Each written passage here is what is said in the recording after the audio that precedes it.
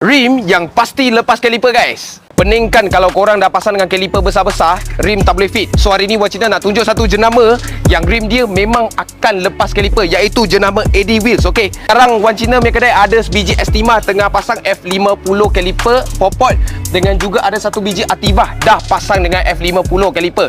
So Ativa ni sebelum ni dia tengah pasang spacer sebab rim tak lepas. So hari ni kita tunjuk dia rim ini, dan dia sekarang nak tukar rim ini dengan juga Estima ni. Kita pasang Eddie rim juga, flow forming dua-dua. So dua rim ini yang Wan Cina recommend kepada diorang memang lepas kaliper diorang. So nanti kita tunjuk macam mana. Dengan sekarang kita tunjuklah hasil dengan juga proses pemasangan rim, kaliper dengan juga tayar atas dua kereta ni macam mana guys.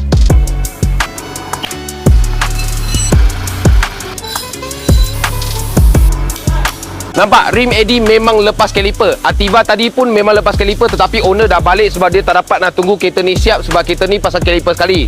So kita nak tunjuk sikit rim Eddie betapa cantiknya rimnya, dan juga dia boleh lepas kaliper untuk semua rim dia. Okay, so kalau korang suka video ni, tolong like, share, komen dekat bawah apa yang korang nak tengok seterusnya. Macam biasa, cari rim, cari Wan Cina. Thank you guys.